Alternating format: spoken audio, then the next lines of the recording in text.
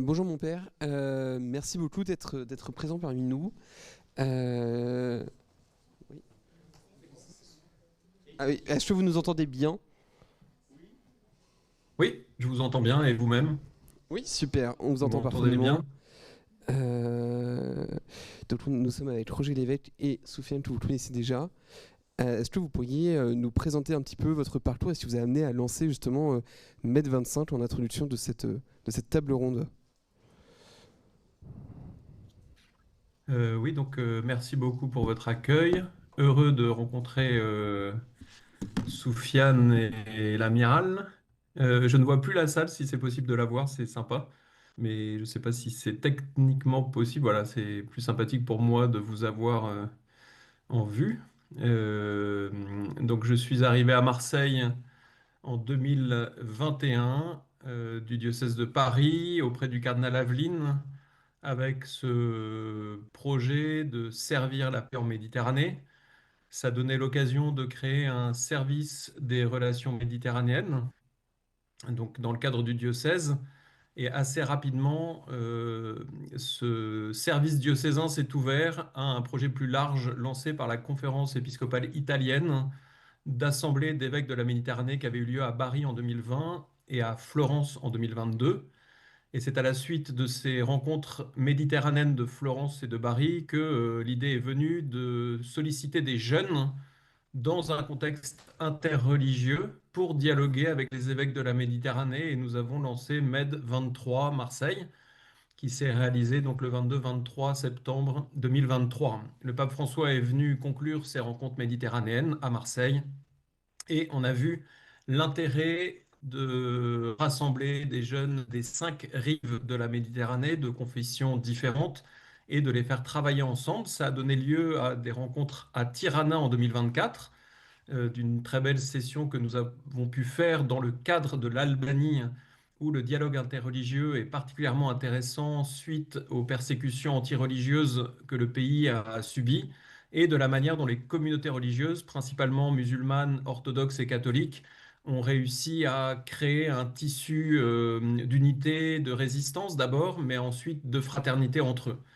Et à la lumière de cette semaine à Tirana est venue l'idée de la part des jeunes, mais on avait déjà eu l'idée en 2023 avec le pape François, de proposer cette école de paix et de la déployer sur l'ensemble de l'année 2025 et de s'embarquer en mer pour que les jeunes aient un cadre, entre guillemets, un lieu tiers pour permettre ces rencontres, ces échanges et cette maturité à acquérir dans la rencontre et le dialogue interreligieux.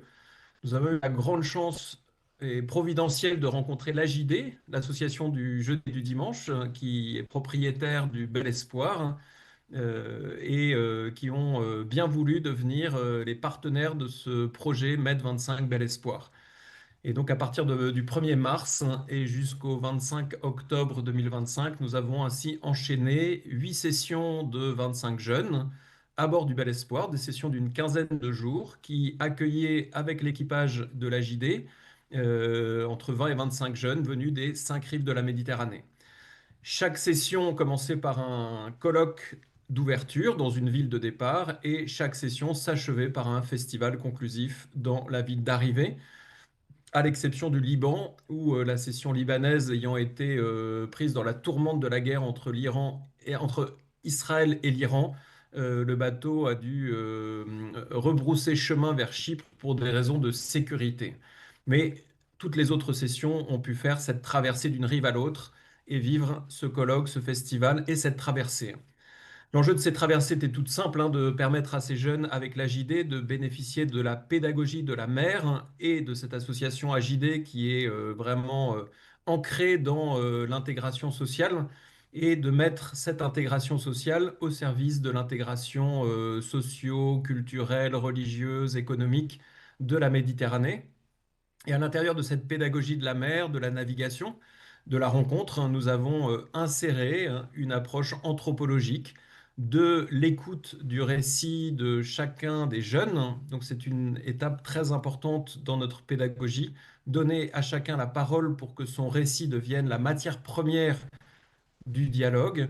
réfléchir ensemble sur ce que signifie un vrai dialogue d'écoute, d'échange, de partage.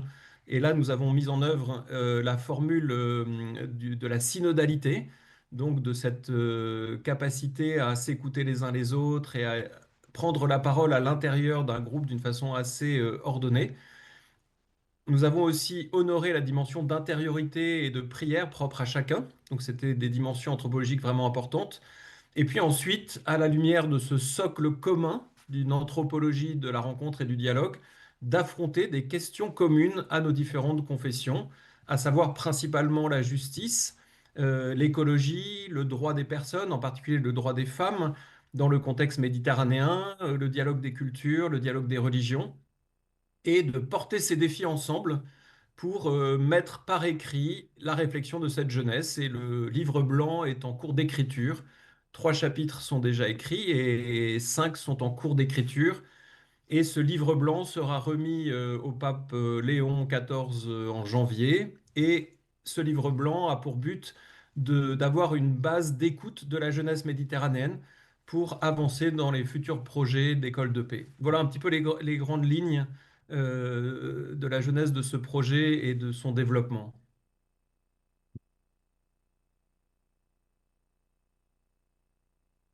Vous avez fait connaissance tous les deux. Je ne reçois pas le son.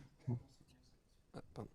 Et justement, vous, Amiral, avec le Père Leproux, comment avez-vous fait connaissance tous les deux et comment avez-vous pris la tâche pour commencer à parler de ce projet? Vous connaissiez avant ou comment ça s'est fait? Bonjour Alexis.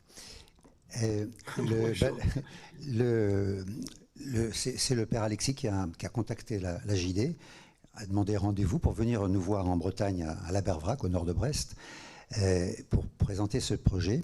Et donc j'étais de cette première rencontre et on a parlé ensemble de la manière dont ça pouvait se faire et on a monté progressivement le programme avec des groupes donc de 22 ou entre 2 et 25 personnes des pays méditerranéens, mélangés bien sûr à un équipage de la JD, de gens. Alors, je vais vous en parler tout à l'heure de ce que c'est que la JD, et pour monter ce programme du Tour de la Méditerranée. Très bien. Et vous, mon père, qu'est-ce que vous avez retenu de cette aventure? Est-ce que c'est quelque chose qui sera refait dans un avenir proche ou est-ce que vous également dans votre foi personnelle ça vous a apporté quelque chose enfin, ce mélange des cultures, cette équipe de jeunes de différentes professions, de différentes origines qui se regroupent ensemble pour vivre cette expérience? Alors, il y a un petit peu deux questions dans votre question. La première, c'est que depuis Med 23 et Med 24 et maintenant Med 25, il est évident qu'on ne veut pas laisser la Méditerranée abandonnée au bruit de guerre et des armes et au conflit des nations. Et que l'on souhaite, en coordination avec les autres grandes confessions religieuses et de manière plus large avec toutes les personnes de bonne volonté, construire la paix, parce que si personne ne la construit, la guerre prend le pas sur les désirs de paix que les jeunes ont dans leur cœur. Donc il est évident que nous allons très vite organiser une école de paix au Liban, qui sera plutôt à terre, hein, parce que l'étape libanaise n'ayant pas été faite, nous viendrons vivre avec une cinquantaine de jeunes au cours de l'année 2026 une session comme nous avions eu à Tirana en 2024. Nous espérons que prochainement une rencontre des évêques de la Méditerranée pourrait avoir lieu. Donc ça, c'est en cours de discussion entre les évêques de la Méditerranée et le pape. Et puis, je suis repassé à la Verbrac il y a quelques jours pour, sans dévoiler de réponse possible, en tout cas évoquer l'hypothèse d'une possible nouvelle expérience en 2027 embarquée pour que, avec des modalités sans doute différentes et pour ne pas répéter les mêmes propositions, mais en tout cas de continuer d'habiter la mer et d'habiter des rives et de l'expérience de migration et que ces peuples qui bordent la Méditerranée. Vous ne m'entendez plus? Il y a eu une petite coupure, mais je pense que ça passe maintenant. Oui, pardon, j'ai une connexion un peu instable là où je suis, je crois. J'espère que ça ne vous gêne pas trop, hein. Voilà, et ce qui m'a beaucoup marqué, hein, principalement, c'est que j'ai reçu un héritage du pape François à travers Fratelli Tutti, Laudato Si, et puis les 20 ou plus voyages méditerranéens qu'il a accomplis. Et j'ai compris que le pape François confiait au peuple de la Méditerranée, en particulier aux communautés chrétiennes, un mandat en quelque sorte, une feuille de route. Et je trouvais dommage que cette feuille de route reste simplement des discours pontificaux et qu'il fallait se mettre au travail ensemble. Et l'expérience de Mai 25 a été particulièrement éloquente sur ce point. Lorsque l'Église sort d'elle-même, se met dans un lieu tiers et accueille d'autres communautés, qu'elles soient chrétiennes ou musulmanes ou interreligieuses ou même non confessionnelles, ça permet à tous de retrouver cette qualité du service de la dignité humaine dans un espace partagé, hein.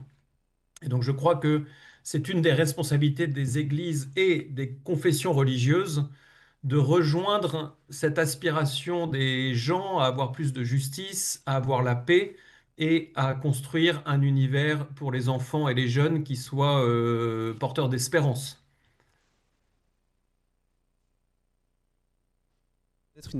Peut-être aussi une autre question. Comment, et ça permettrait de donner la parole à Sofiane après, comment avez-vous fait le choix des jeunes qui vous ont accompagné dans ces différentes aventures? Enfin, qu'est-ce que vous recherchiez dans la composition de l'équipage du Bel Espoir? Alors d'abord, j'ai parcouru la Méditerranée depuis 2021 de telle façon d'avoir des contacts avec des associations, des diocèses, des communautés variées, qui a permis d'avoir une première promotion de jeunes en 2023, puis une deuxième en 2024. À travers déjà ces 150 jeunes qui étaient passés grosso modo dans les éditions précédentes et les différents contacts, il y avait un tissu d'appels possibles, mais nous avons voulu garder l'ouverture la plus large. Et donc les jeunes pouvaient s'inscrire en ligne et présenter leur candidature. Ils répondaient à une vingtaine de questions pour voir leur centre d'intérêt, leurs engagements. Et en fonction du nombre de candidatures par pays, d'un équilibre homme-femme et d'une certaine diversité religieuse, eh bien, nous retenions en fonction des pays telle ou telle candidature qui nous semblait permettre un équilibre sur les sessions données.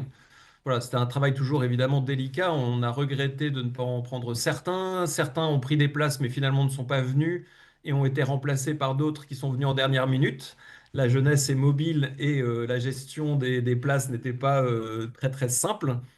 Nous avons dû batailler beaucoup pour les visas parce que nous avons une grande injustice méditerranéenne qui est la mobilité. Donc on en parle rarement, mais il y a certains passeports qui vous donnent accès à tous les pays et d'autres passeports qui vous donnent accès à aucun pays quasiment de la Méditerranée sans visa. Et on a eu quelques refus de visa.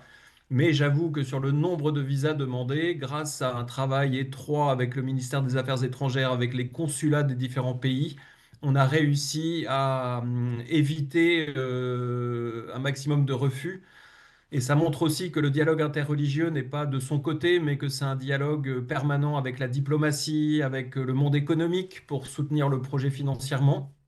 Et la crédibilité de ce travail suppose un tissage à tous les plans, que ce soit au niveau des États, au niveau des forces économiques des pays, les ports évidemment pour l'accueil du bateau, les associations qui permettaient l'accueil des jeunes. Donc ça a mobilisé quand même une société méditerranéenne à beaucoup de plans. Et l'appel des jeunes impliquait ce dialogue pour leur permettre de rejoindre les ports où ils étaient attendus. Et de ton côté, Soufiane, est-ce que tu peux peut-être te présenter et nous dire un peu comment tu as entendu parler de cette aventure et qu'est-ce qui t'a donné envie de la rejoindre? Bonjour mon père. Alors je Bonjour m'appelle Soufiane, heureux de te voir. Ah, merci. Alors je m'appelle Sofiane Natif, je suis marocain, musulman et je fais mes études à Sciences Po Paris. Et j'ai découvert cette initiative l'année dernière grâce à l'aumônier de Sciences Po, vu que même si je suis musulman, je fréquente assez souvent l'aumônerie de Sciences Po.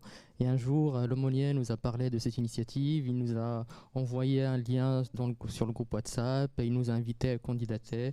J'ai envoyé ma candidature et quelques jours plus tard, l'un des responsables m'a contacté pour me proposer un petit entretien que j'ai passé et un jour ou 2 jours plus tard, j'ai reçu une proposition pour participer à la 4e session entre Chypre et le Liban. C'était quoi les questions d'entretien ? présentation personnelle, mon parcours, mon intérêt pour le dialogue interreligieux, parce que je suis musulman, mais je m'intéresse beaucoup à la religion chrétienne, mes expériences un peu personnelles, un petit entretien en anglais pour vérifier si je peux communiquer durant le voyage, parce que la langue commune, c'est l'anglais, parce qu'il y a des arabophones, des anglophones, des hispanophones, etc. Donc, et voilà, et dans le formulaire, il y avait quelques questions, les personnalités qui m'inspirent dans le monde arabe, en Europe, les engagements que j'ai pu avoir en faveur du dialogue interreligieux, de la paix, etc. Quelles étaient tes motivations? Est-ce qu'il y a des questions dans l'Assemblée tout de suite pour le Père Le Pro qui va nous quitter rapidement? Oui, merci parce que je suis en Oui, session oui, de j'ai expliqué. finalisation Ouais, du projet. voilà. Merci d'avoir voilà, assuré la séquence. Je resterai bien avec vous, mais Et on termine dois là. Est-ce qu'il y a une ou deux reprendre. questions que vous voulez spontanément? Je sais pas, quand on dit la Méditerranée, espace de dialogue théologique, comment vous voyez la chose? Oui, alors c'est vrai que nous avons aussi un réseau des théologiens de la Méditerranée, hein, donc qui travaillent déjà depuis 2022-2023 avec un manifeste des théologiens de la Méditerranée. Et nous sommes en réseau avec une quinzaine d'institutions méditerranéennes, que ce soit Istanbul, Al Mowafaqa au Maroc, Marseille, Naples, Palerme, Liban. Et donc nous voulons travailler la théologie en dialogue entre les rives. Il est évident que dans ce travail théologique, les grandes questions du dialogue interreligieux sont présentes, mais également la doctrine sociale de l'Église. Donc c'est des axes qui pour nous sont des axes majeurs. Évidemment, on ne met pas la christologie vraiment au centre de ce dialogue interreligieux, mais en revanche, il y a des sujets communs qui fait que nous nous rejoignons. Voilà, donc mais ce qui me tenait à cœur, c'est que ce travail des théologiens ne reste pas isolé du service que l'on peut rendre à la jeunesse en Méditerranée, hein. Donc c'est pour cela aussi que d'un côté, il y a, entre guillemets, les hiérarchies ecclésiales, donc les évêques, les chefs religieux. Il y a d'un côté les chercheurs, les enseignants qui font de la théologie, qui font de la réflexion, mais il y a aussi le monde de la jeunesse qui se forme, s'engage, a besoin de bouger. Et je tenais beaucoup à ce que le dialogue des théologiens ne soit pas centré sur lui-même, mais qu'il soit enraciné dans la recherche des jeunes et dans l'expérience des jeunes. Voilà, donc le bel espoir est d'aller visiter en quelque sorte tous les lieux partenaires du réseau des théologiens et a permis à chacun de ces partenaires, hein, d'offrir une plateforme de réflexion à ces jeunes qui venaient en s'ouvrant eux-mêmes aux réalités de leur propre ville ou de leur pays. Si on veut poursuivre la réflexion à partir de tout ce qui s'est passé, vous avez des sites, vous avez prévu des publications, vous avez déjà tout à fait évoqué tout à l'heure. Comment est-ce qu'on peut suivre votre travail, en tout cas votre avancée? Alors, vous avez un site qui est en cours de fabrication, mais qui est déjà accessible, qui s'appelle medecclesia.org. Donc, c'est assez facile de le taper, medecclesia.org. Vous avez le site Med25 Bel Espoir, hein, dans lequel vous avez toutes les archives de 2025, dans laquelle vous avez les témoignages des jeunes, dans lequel vous avez un film, dans lequel vous avez des newsletters avec les interventions des uns ou des autres. Donc, 8 mois de travail, en fait, c'est un gros patrimoine à la fois de textes, de témoignages, d'images. Et donc, nous allons travailler maintenant avec ce livre blanc à la fois à une synthèse, mais aussi à une publication de tous ces travaux pour que l'année 2026 et 2027 s'appuie aussi sur ce qui a déjà été travaillé. Vous avez dit, oui, vous avez dit tout à l'heure, vous êtes pressé, mais sur quoi vous vous retrouvez avec les autres religions? Quels sont les thèmes qui vous relient? Comme ça, rapidement, parce que... Oui, oui, alors il y a deux axes principaux, hein. Nous percevons que toutes les religions et toutes les personnes de bonne volonté ont un souci de l'au-delà d'eux-mêmes. Donc cette question de l'autre rive, de l'au-delà, de la rencontre, de sortir de soi, est une expérience que tous veulent d'une manière ou d'autre vivre. On sent qu'il y a des tentations de repli identitaire ou qu'il y a des fermetures parfois de frontières qui bloquent la vie. Et nous avons repéré dans tous ceux qui se sont inscrits, évidemment, un très grand désir d'aller à la rencontre de l'autre, le tout autre, qui peut être Dieu, le tout autre qui est son voisin, parfois proche, que l'on ne connaît pas, celui qui professe une autre foi. Donc cette question de l'au-delà de soi est un point commun de la démarche religieuse. Nous ne sommes pas reliés pour nous replier, nous sommes reliés pour nous ouvrir. Donc ça, c'est un trait anthropologique très fort. Et l'autre axe qui est très fort aussi, c'est que toutes les religions partagent le souci des plus faibles, des plus pauvres. Et donc on voit bien que la relation avec Dieu est indissociable du souci de ceux qui n'ont pas la justice, qui ne sont pas soutenus. Et donc là-dessus, on a en termes de justice sociale un champ d'investissement commun où finalement les questions dogmatiques de Christologie, de Trinité, de hiérarchie religieuse sont assez secondaires par rapport à la dignité de la personne humaine. Je viens d'avoir une très belle table ronde avec un musulman qui a écrit un très beau livre sur l'adamia, l'humanisme dans ses racines musulmanes. Et on perçoit bien que sur ce terrain du service de la personne humaine, de sa dignité, de ses besoins élémentaires, de ses droits fondamentaux, la collaboration entre les confessions religieuses est extrêmement nécessaire et précieuse. Et bien sûr, on peut débattre sur le fait qu'on ne dit pas la même chose sur Dieu, mais il semblerait qu'on soit assez d'accord sur la manière de servir, comme dit la Bible, la veuve et l'orphelin, c'est-à-dire celui qui est migrant, celui qui n'a pas de toit, celui qui n'a pas de quoi manger. Et voilà, donc cette démarche caritative au service des autres est un point d'unité extrêmement fort qu'il faut valoriser, hein.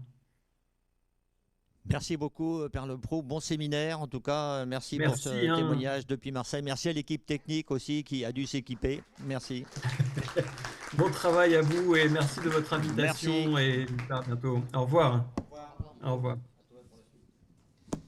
Peut-être revenir, Amiral, sur votre parcours. Ce qui vous a conduit à prendre un engagement associatif et puis après votre carrière professionnelle dans ce domaine-là. Merci Hugo. Oui, alors je ne vais pas vous raconter ma carrière parce que sinon on n'aura pas le temps de parler des choses importantes, beaucoup plus importantes. Et tout de même, quelque chose qui m'a marqué dans la marine, j'ai été en fin de carrière responsable du recrutement de la marine et quelque temps après la suspension du service militaire. Avant cette suspension, les appelés de la marine avait plus de volontaires que de places, donc on faisait un peu une sélection et les appelés trouvaient tout de suite leur place dans la marine sans difficulté. Quand le service militaire a été suspendu, nous avons décidé que pour certaines tâches les plus élémentaires sur les bateaux, il ne fallait pas prendre des recrutés appelés à faire des longues carrières dans la marine, mais plutôt des jeunes sans diplôme et on a limité les diplômes à échec BEP, c'est-à-dire en général c'était 3e et peut-être un début de tentative de BEP mais sans réussite, pour ces postes assez simples. Quand ça a commencé, ça ne s'est pas très bien passé. Les bateaux n'avaient pas l'habitude d'avoir des appelés qui arrivaient, qui parlaient en verlan, qui fumaient des trucs bizarres, donc qui n'étaient pas là pour l'appareillage. Voilà, donc ça a été un peu compliqué. On s'est donc adapté. On a créé 1 mois de formation élémentaire. On donnait à ces jeunes un contrat de 2 ans. Et donc on leur a fait d'abord un premier mois de formation militaire, sportive, marche au pas, la cérémonie des couleurs, comment gérer un compte en banque, parce qu'ils avaient une solde, comment écouter, comprendre les ordres. Puis ensuite, on leur donnait encore 1 mois de formation pour le métier qu'ils allaient faire, des métiers assez simples comme manœuvrier sur les bateaux, comme être cuisinier, comme fusilier marin pour sur la surveillance des bases, pas pour les commandos, mais pour la surveillance des bases. Et on s'est aperçu que ces jeunes, quand ils quittaient, donc après 2 ans, on a même très rapidement passé un contrat de 3 ans, renouvelable 2 fois. Quand ils quittaient la marine, ils trouvaient un emploi très facilement. Alors moi, ça m'a d'abord posé une question, comment ces jeunes qui arrivaient dans des situations difficiles, recrutés par qui nous étaient envoyés par les missions locales des différentes municipalités, comment est-ce qu'ils étaient attirés par une institution militaire, alors qu'ils vivaient de manière assez libre, personne ne s'occupait d'eux, ils faisaient ce qu'ils voulaient. C'est pour ça que ça ne se passait pas bien. Et je me suis rendu compte qu'il y avait vraiment un inconfort, même une peur, de ne pas avoir de limite, de cadre. Et donc, avec un cadre, ils connaissent les limites, ils savent que s'ils ne font pas ce qui est autorisé, la sanction va tomber, mais au moins ils se sentent tenus et tenus debout. Voilà, donc ça c'était bien rentré dans ma tête. Et quand j'ai quitté la marine en 2007, et on nous mettait à la retraite assez jeune, j'ai pris une activité de consultant, mais je me suis dit, j'ai envie d'aider des jeunes en difficulté pour justement les aider à redémarrer dans la vie si ça se passait mal. Je ne connaissais pas l'association du Père Jaouen, j'en avais un peu entendu parler, mais j'avais envie de faire quelque chose avec des jeunes, et si possible, près de la mer. Donc ma femme, Isabelle, qui est là, m'a dit, tu devrais aller voir le Père Jaouen. Bon, ce que j'ai fait, je suis allé au chantier, j'ai fait 2-3 fois des stages d'une semaine où je vivais la vie des jeunes qui étaient accueillis là, dans le chantier de l'association, et je me suis rendu compte que je ne ferais jamais aussi bien que tout seul, et donc il valait mieux s'impliquer dans cette association. Et voilà comment je suis devenu membre de l'AJD. Alors l'AJD, qu'est-ce que c'est fait? J'explique maintenant. L'AJD était créé par un père jésuite, Michel Jaouen, en 1952. Michel était aumônier de prison, et il se rendait compte qu'à la sortie de prison, les jeunes qui n'étaient pas soutenus, accompagnés, avaient toutes les chances de récidiver et de retourner en prison. Donc il a créé un foyer, il les a suivis, il les a emmenés en Bretagne pour les éloigner un peu de leurs mauvaises influences, pour découvrir la mer, etc. Et il a, en 1968, il a pu acheter le bateau, le Bel Espoir, qui était un bateau qui a été construit en 1944 pendant la guerre au Danemark, et qui n'était pas en très bon état, mais ça allait bien quand même, il fonctionnait bien. Et il a eu une petite aide de l'État. L'État lui a dit, bon, on vous aide à acheter ce bateau, mais vous partez en mer avec les jeunes drogués et vous nous les ramenez guéris. Il y avait donc un équipage professionnel d'une dizaine de personnes et puis 25 drogués. Bon, bien sûr, ceux qui ne s'en sortaient pas entraînaient ceux qui commençaient à s'en sortir. Dès qu'ils étaient en escale, ils allaient s'approvisionner. Ça se passait vraiment pas bien. Ça a duré 3 ans, avec des traversées de l'Atlantique, mais c'était quand même difficile. Et au bout de 3 ans, Michel Jaouen a dit à l'État, bon, j'ai payé ma dette, je ne demande aucune aide, aucune subvention, je me débrouille, je n'ai pas besoin d'équipage professionnel, je me débrouille. Et il a décidé que les jeunes en insertion, on allait les former, c'est eux qui savent comment faire marcher le bateau, le faire manœuvrer, et on va embarquer d'autres personnes qui vont payer des traversées, envie de faire une traversée de l'Atlantique, envie d'apprendre la voile, etc. Et c'est les jeunes qui vont leur apprendre comment il faut faire. Et ça leur redonne une confiance en eux formidable. De même quand c'est le travail au chantier, où on travaille pour reconstruire le bateau, ce qu'on a fait, la coque était morte et on a reconstruit une coque. Et les jeunes au chantier travaillent sur des machines-outils, on leur montre comment ça marche, mais après on leur confie une tâche à faire et le formateur s'éloigne et les laisse travailler. Donc là aussi, on leur fait confiance. Il leur dit, si vous ne savez pas comment faire, vous m'appelez, je suis dans l'atelier un peu plus loin. Et c'est ce qui fait qu'on s'aperçoit que les jeunes qui passent par l'AJD arrivent en général pas dans un inconfort, manque de confiance en eux, pas bien dans leur peau. Quelquefois, certains ont commencé un travail, mais ça ne leur convient pas, etc. Et ils repartent de chez nous, regonflés à bloc, et ils trouvent du boulot beaucoup plus facilement. Voilà comment je suis arrivé à l'AJD. Peut-être revenir à vous, avant de donner la parole à Sofiane. Donc vous êtes à l'AJD, le Père Leproux vous approche, vous propose le projet de Mètre 25. Et qu'est-ce qui le distingue, qu'est-ce qui le différencie des autres projets maritimes et éducatifs de l'association, et qu'est-ce qui vous convainc d'y participer, et qu'est-ce que l'aventure vous a apporté?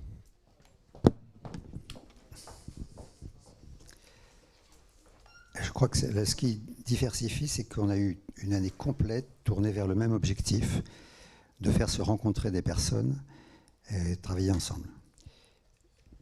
un des mots d'ordre du Père Jaouen, un mantra qui est répété tout le temps, c'est le mélange, il n'y a que ça de vrai. Et on savait qu'en faisant se rencontrer sur un bateau, dans un espace clos, séparé du reste du monde, eh ben, les personnes se rencontrent vraiment, travaillent ensemble, réfléchissent, participent ensemble aux manœuvres. Sur le Bel Espoir, pour hisser une voile, il faut, avec des personnes pas entraînées, il faut 10 personnes. Il y a 3 mains, 3 grandes voiles, donc il faut 30 personnes si on veut hisser les 3 voiles en même temps. Et ça, on a besoin des autres, c'est sûr. La JD donc, travaille avec ce principe de mélange, mais à chaque fois qu'elle peut, en plus des jeunes de la JD qui sont en réinsertion, on embarque d'autres personnes qui elles-mêmes ont des besoins. Donc souvent des associations diverses qui viennent, on fait un prix assez faible pour qu'ils puissent rester quelque temps ensemble. On a fait ça en particulier en 2015, 13 ou 14, je ne sais plus, avec l'émission Thalassa, où toutes les semaines, on a fait le tour de France complet, et toutes les semaines, on embarquait de nouvelles associations qui embarquaient pour une semaine. Moi, j'ai découvert des choses. Pourtant, j'étais déjà pas tout jeune, hein, mais dans les relations humaines, on avait parfois une association de jeunes handicapés, des handicapés physiques, trisomiques, etc. Et à côté de ça, une association de jeunes délinquants, quelquefois des peines assez graves, mais qui faisaient leur temps de prison dans une association dans laquelle ils restaient tant qu'ils se comportaient bien. Quand ces jeunes difficiles arrivaient à bord, je sentais bien qu'ils se méfiaient un peu de ce que je leur disais, que dans la tête, ils se disaient, il pense du mal de moi, il attend quelle bêtise je vais faire. La discussion n'était pas très simple. Quand il se trouvait en face d'un jeune handicapé, il changeait complètement. Il ne se sentait pas jugé, il les aidait, il les accompagnait, il plaisantait avec eux, etc. Et vraiment, j'ai vraiment senti physiquement l'influence du regard que l'on porte sur l'autre, qui peut changer l'autre complètement. Donc ça, c'est à retenir, parce que dans les relations humaines, c'est un peu le lien vers l'autre, hein, c'est le thème de notre table. C'est très important de connaître ça. Et dans le lien vers l'autre, Soufiane, est-ce que tu peux nous en dire un peu plus, parce que tu es marocain, tu arrives en France, tu découvres la religion catholique. Qu'est-ce qui t'attire dans cette découverte? Quelles étaient un peu tes motivations pour cette découverte? Oui, bien sûr. Alors en arrivant en France, j'ai commencé à fréquenter un petit peu certains milieux catholiques. J'ai fait du scoutisme catholique, j'ai fréquenté l'aumônerie de la Sorbonne quand j'étais à la Sorbonne. Quand je suis arrivé à Sciences Po, j'ai commencé à fréquenter de temps en temps l'aumônerie de Sciences Po. Et ce que j'ai découvert, ce que j'apprécie beaucoup dans la religion chrétienne, c'est évidemment les valeurs, certaines valeurs qui sont cardinales dans la religion chrétienne, l'amour absolu et la liberté. Et l'amour absolu, un amour absolu qui vient de Dieu et qui doit nous inspirer pour qu'on s'aime entre nous, pour qu'on aime l'autre de façon inconditionnée. Et on ne peut aimer Dieu sincèrement sans passer par l'autre. Et donc la paix intérieure nécessite une paix avec Dieu. Et la paix avec Dieu nécessite d'accueillir l'amour de Dieu et de se laisser se transformer par l'amour de Dieu, de se réconcilier avec Dieu, avec soi-même et avec l'autre. Et je trouve ça très très important et très beau dans la religion chrétienne, et la notion de liberté, parce qu'on ne peut aimer sincèrement Dieu sans être libre. L'amour ne peut être vrai sans liberté. Donc ce sont ces deux valeurs qui m'attirent particulièrement vers le christianisme. Et pourquoi j'ai participé à cette initiative du Med 25 ? J'ai été animé principalement par une double motivation. La première, c'est d'apprendre à travers le dialogue, à travers la rencontre, à travers l'échange. Et la deuxième motivation, c'est de partager mon expérience musulman, mais ouvert sur le christianisme, sur les autres religions, et très intéressé par le dialogue interreligieux, parce que je trouve que toutes les religions, en tout cas c'est ce que même la déclaration du Concile Vatican II, Nostra Aetate, dit clairement que toutes les religions non chrétiennes contiennent des graines de vérité et de sainteté. Donc chaque religion peut s'enrichir en dialoguant avec l'autre. Et donc l'islam, je pense, il a beaucoup de choses à apprendre du christianisme, principalement la liberté, l'amour, mais vice-versa. Le christianisme peut aussi apprendre de l'islam cette notion de transcendance et de discipline qui caractérise la pratique musulmane. Merci beaucoup. Est-ce qu'il y a des questions peut-être dans la salle qu'on peut peut-être commencer à ouvrir? Je sais pas comment.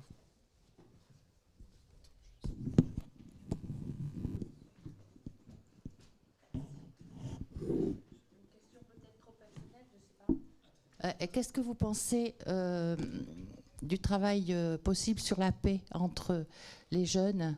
Comment ça s'est passé? Dites-nous un petit peu de quoi vous parliez. Alors, je pense que la paix se construit. Heureux les artisans de paix. Donc la paix est un processus certes lent, exigeant, qui nécessite beaucoup d'efforts, beaucoup de patience, mais la paix est possible, la guerre n'est pas une fatalité, et on a expérimenté ça durant les différentes sessions du Med 25. Les gens au début ne se connaissaient pas, parfois ils avaient des préjugés l'un sur l'autre à cause des médias, à cause de l'incompréhension. Et ce qui est important, je pense que la compréhension, l'échange, le dialogue et la rencontre constituent des préalables indispensables à la paix. Il faut sortir de sa zone de confort, il faut quitter son canapé pour détruire les murs des préjugés et de la peur, pour pouvoir découvrir la richesse de l'autre, pour pouvoir reconnaître la diversité non comme un obstacle, mais surtout comme un don de Dieu à respecter, mais aussi à reconnaître. Comment on peut faire pour donner envie? Je pense qu'en tout cas, c'est mon constat, les jeunes aujourd'hui sont de plus en plus intéressés, sensibles à ces questions de partage, de dialogue, de rencontre.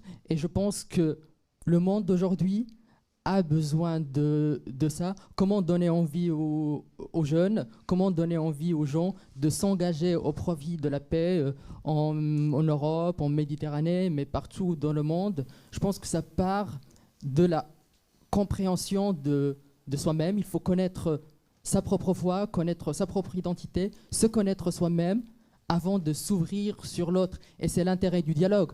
En matière religieuse, le dialogue nous pousse à aller aux profondeurs, aux racines de notre foi, pour les questionner, pour les interroger et pour les assumer finalement. Donc je trouve que la connaissance de soi est très importante, l'amour de soi est très important, et on ne peut pas voir la beauté de l'autre avant de voir la beauté de nous-mêmes.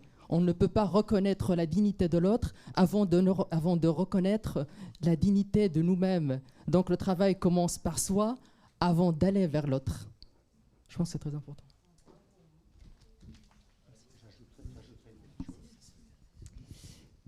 Est-ce que vous gardez des liens entre vous Ah pardon, excusez-moi.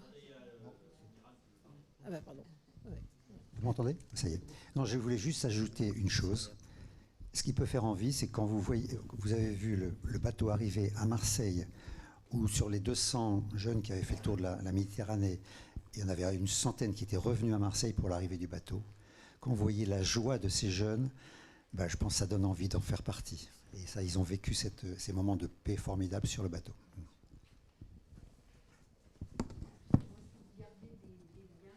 Après, avec les jeunes que vous avez rencontrés, est-ce que vous refaites des projets ensemble? Ah oui, je suis toujours en contact avec l'ensemble des participants qui nous ont accompagnés durant la 4e session. J'ai pu rencontrer par exemple l'aumônier de notre étape, c'est un Italien xavérien. J'ai pu le rencontrer à Rome durant le Jubilé des jeunes. J'ai participé au Jubilé des jeunes l'été dernier, donc j'ai pu le rencontrer à Rome. Et je suis resté en contact avec un autre participant français qui a rejoint actuellement le noviciat jésuite. Et donc, il est venu chez moi à Paris, je lui ai préparé un thé marocain, etc. On s'est rencontrés après à Rome durant le jubilé. À Marseille, j'ai rencontré peut-être plus qu'une dizaine ou une quinzaine de participants qui sont venus de différents pays, Liban, Albanie, Espagne, etc. Donc oui, on garde de très bons contacts. Le groupe WhatsApp est très dynamique et de temps en temps, les gens s'invitent l'un chez l'autre. On organise des conférences. La semaine dernière, j'étais à Lille chez les Dominicains pour parler un peu de notre expérience. Dans 2 semaines, je vais à Cannes à la suite de l'invitation d'un autre participant. Donc oui, on garde de très bons liens, de très bonnes relations. Une chose qui n'a pas été dite, c'est que les jeunes qui ont embarqué pour ce grand tour de Méditerranée étaient en moyenne entre 20 et 35 ans, la plupart du temps de bonnes études. C'est-à-dire l'idée, c'était que ça soit des gens qui puissent avoir une influence, faire profiter à d'autres ceux qu'ils ont vécu. Et effectivement, le groupe WhatsApp, pratiquement tous les jours, on a des messages.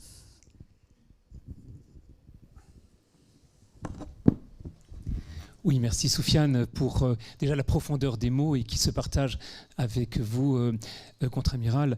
Je voulais savoir, Soufiane, quand tu rencontres des jeunes musulmans en France, tu en rencontres et tu les découvres depuis que tu es arrivé depuis 7 ans ici, et que tu entends un discours de fermeture comme on en a tous dans toutes les religions, comment tu réponds, comment tu te comportes vis-à-vis d'eux? Est-ce qu'ils t'interpellent également? Parce que ce n'est pas toujours aussi simple que cela. Alors, oui, certes, on observe aujourd'hui une vraie montée des fondamentalismes dans les différentes religions, dans le christianisme principalement évangélique, chez les pentecôtistes par exemple, dans le judaïsme, mais aussi dans l'islam. Et j'admets qu'il y a une vraie carence aujourd'hui, surtout chez les musulmans. Lorsqu'on parle du dialogue interreligieux islamo-chrétien, souvent les chrétiens sont davantage engagés dans ce dialogue que les musulmans. Ça, c'est un constat que je fais. Mais oui, pour les quelques musulmans que j'ai pu rencontrer depuis que je suis à Paris, certains me suivent sur Instagram, donc parfois ils voient ce que je partage sur Instagram, ils m'envoient parfois des petits messages. Oui, mais comment c'est possible? Je leur dis que je ne cherche pas à me convertir. Déjà, le dialogue interreligieux ou l'évangélisation au sens catholique n'est pas basée sur la conversion. Le baptême n'est pas essentiel dans l'expérience chrétienne au sens de l'évangélisation catholique, mais il s'agit surtout et avant tout d'un dialogue, d'une rencontre dans un esprit d'amour, de charité, de respect et d'humilité. Et l'évangélisation, c'est juste d'annoncer la bonne nouvelle, de témoigner du Christ à travers des paroles, mais surtout, et ce qui m'intéresse, à travers des actes, en mettant en pratique l'enseignement du Christ. Et cet enseignement est pour moi universel. Évidemment que les dogmes varient, et c'est normal, parce que les dogmes ont suivi une construction historique, etc. Mais même au début des premiers conciles, les chrétiens n'étaient pas d'accord sur beaucoup de dogmes. Mais ce qui m'intéresse, c'est surtout l'enseignement dont le Christ est venu, qui est universel et qui a une double finalité. La première, c'est de nous permettre notre salut après notre mort. Et la deuxième finalité, c'est de nous proposer un cadre de vie pour que l'être humain évite son autodestruction, pour nous donner un cadre moral, éthique, etc., notamment pour instaurer cette paix entre les hommes, entre les sociétés et dans le monde.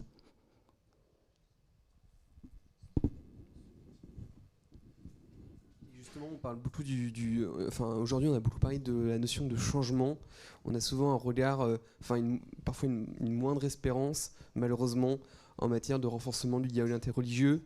On voit une montée des tensions également, parfois liées aux religions, notamment sur le pourtour méditerranéen. Comment, toi, tu vois ça, Soufiane, en tant que jeune? Est-ce que tu as de l'espérance pour l'avenir, ou est-ce qu'au contraire, tu acceptes les choses telles qu'elles sont? Je pense que l'espérance est importante. Je crois qu'on pourrait si on continue aujourd'hui, si tous les acteurs publics, universitaires, religieux, des différentes religions s'engagent au profit du dialogue interreligieux, qui peut prendre différentes formes, un dialogue théologique, un dialogue spirituel, c'est ce que le groupe Thésée fait par exemple avec des prières communes, un dialogue on vit, les gens vivent ensemble, mais surtout un dialogue avec des œuvres, c'est-à-dire en mettant en place des projets communs en matière d'éducation, en matière de santé, en matière sociale, etc. Et il y a aussi, je pense que c'est important d'avoir une coopération entre les trois monothéismes, surtout dans la société occidentale, parce que les valeurs sont quasiment identiques, les valeurs de la vie, les valeurs de la famille, etc. On les trouve dans les trois religions, et donc je pense que les trois religions ont intérêt à coopérer pour mettre en place des projets communs, pour défendre leurs valeurs qui restent très très communes. Donc oui, je pense qu'il y a un vrai terrain sur lequel les différents acteurs, notamment religieux, peuvent exercer un important rôle pour pacifier la relation et pour faire avancer les choses. Et est-ce que vous, Amiral, vous portez le même regard sur ces changements ?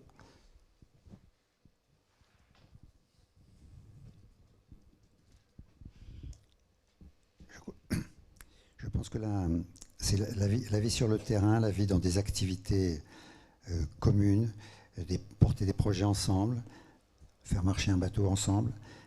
Tout ça montre qu'avec des... À bord, il y avait 15 nationalités représentées. Je ne sais pas combien exactement de religions, mais il y avait pas mal de religions différentes. Mais tout le monde vivait ensemble sans vraiment... Aucune personne n'était tenue à l'écart. Tout le monde allait dans le même sens. Et on voit vraiment que c'est possible. Et ça, en passant 15 jours ensemble. Donc je pense qu'il y a vraiment des possibilités de progresser. Bien sûr, il y aura toujours des gens, quelles que soient les religions, des gens qui vont mettre des freins, des barrières, etc. Et ben, il faut être patient, il faut leur parler, il faut essayer de les aider à changer un peu.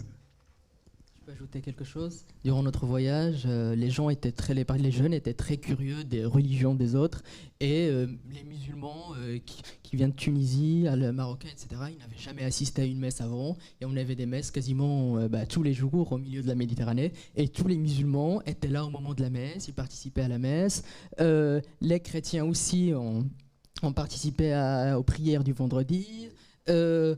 Plusieurs musulmans ont essayé d'apprendre le rosaire. Moi-même, j'ai essayé à plusieurs reprises de faire le rosaire avec d'autres participants. On le faisait en différentes langues, en maltais, en arabe, en français, en anglais, en italien, etc.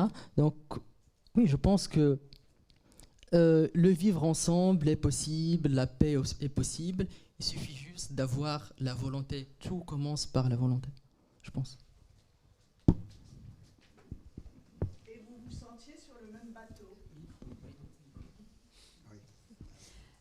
J'ai une question par rapport à ce que tu mentionnais sur le vivre ensemble, et j'ai une question sur le projet, mais enfin, dans la société d'aujourd'hui, il y a de plus en plus d'athées.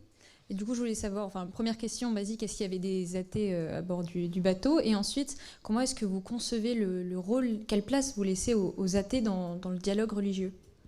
Alors, durant notre session, il n'y avait pas d'athées, mais durant d'autres sessions, il y avait des athées.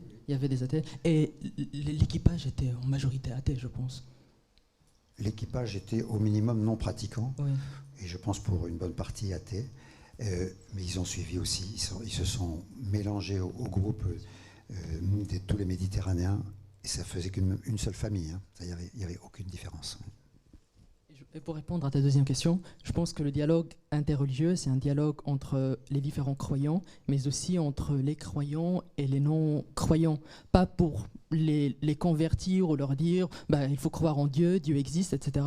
Mais juste pour témoigner de sa foi, pour témoigner de son expérience personnelle, et pour comprendre ce qui les a poussés à devenir athées, pourquoi ils sont athées. Juste ça. Si vous voulez, on peut terminer. J'ai quelques images à vous montrer. Ça va être très court.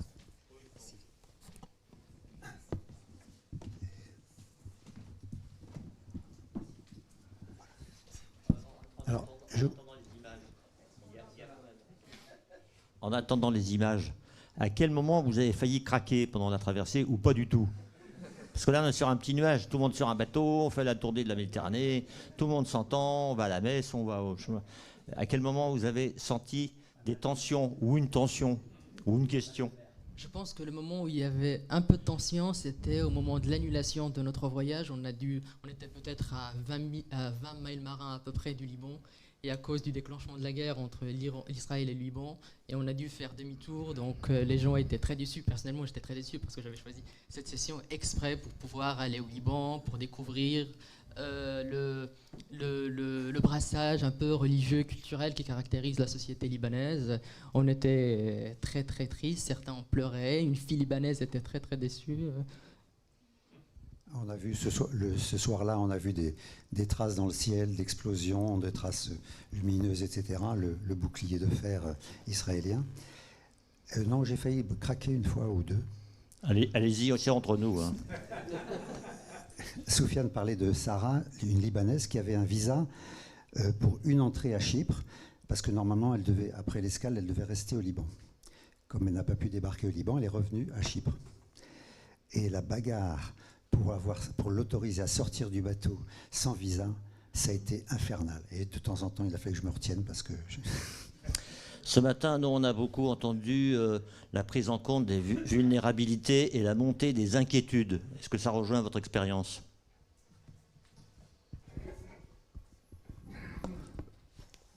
L'inquiétude sur le plan des risques de la guerre à côté, non, parce que je savais qu'on était suffisamment au nord, loin du théâtre.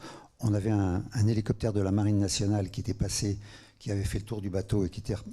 Donc je savais que la marine n'était pas loin et que s'il y avait eu des dangers, ils seraient venus nous tirer de cela. Non, il n'y a pas eu d'inquiétude sur ce plan-là. Et aucune inquiétude sur la façon dont les relations se passaient à bord. Ça, c'est toujours été facile. Et on a eu des échanges, on a eu des temps de réflexion tous les jours, 1 heure à peu près de temps de réflexion par jour. Chaque jour, on avait un thème différent et certains thèmes ont notamment abordé les questions des vulnérabilités écologiques, sociales, etc. Donc oui, les jeunes étaient très intéressés par les vulnérabilités qui caractérisent les sociétés méditerranéennes, l'immigration, la question des réfugiés, les guerres très présentes au Moyen-Orient. Donc, oui. Bon, j'ai quelques photos que je vais vous présenter très vite. Alors je crois qu'elles sont malheureusement pas dans l'ordre. C'est pas très grave. Alors ça c'est pour vous montrer tout ce qui a été fabriqué au chantier de l'association à la Bervrac. Le bateau est arrivé. Vous voyez le pont est en fer. C'est un bateau qui la coque a été reconstruite et il a fallu meubler tout ça. Donc ce que vous avez au premier plan, c'est une claire-voie. C'est ce qui permet d'avoir de la lumière et de l'air dans le bateau.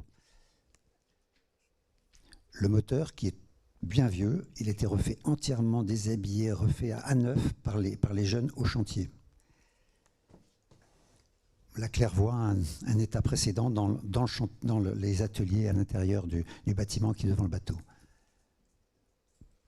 La mâture, il faut qu'elle tienne avec... Alors on a récupéré les mâts de l'ancien Bel Espoir, mais on a remis à neuf tout ce qui est haubanage, tout ce qui est pour que le mât soit sûr et solide. Voilà l'arrivée du bateau qui vient d'être construit à la Concarneau et la coque remorquée jusqu'à la Bervrac, la coque qui rentre pour accoster ici. Donc ce bâtiment appartient à l'association la JD. C'est là-dedans qu'il y a tous les ateliers qui permettent de travailler.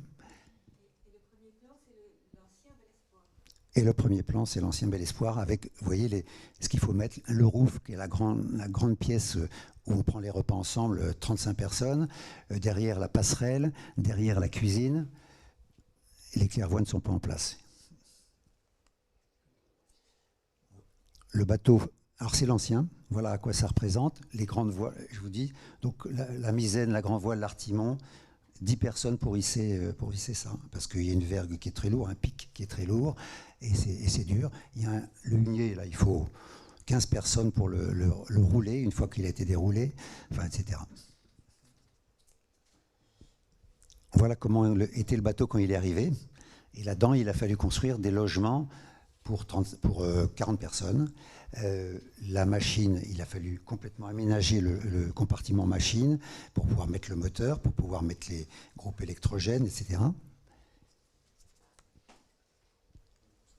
Et le Bel Espoir actuel, voilà. C'est avec ce bateau que nous avons fait le tour de la Méditerranée, et il marchait pas mal, hein.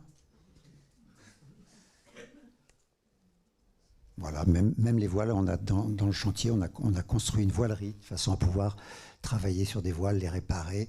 On ne peut pas encore faire les plus grandes, celles du bateau, mais on peut les réparer.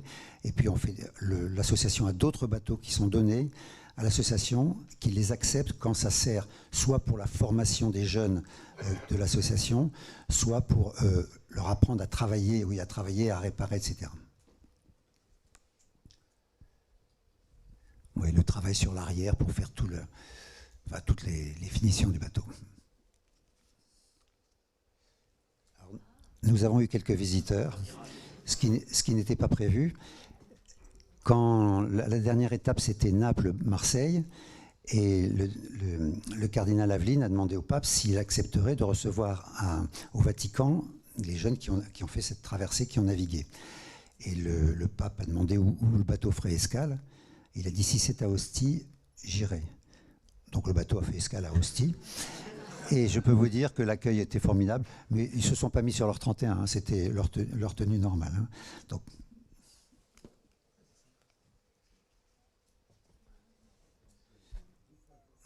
voilà. Et voilà, ça c'est l'arrivée finale à Marseille. Donc au bout de 8 mois, voilà, avec sur le quai une partie des 200 personnes qui ont navigué pendant ce tour de Méditerranéen. Il y avait une centaine à peu près qui étaient venues à Marseille pour cette arrivée.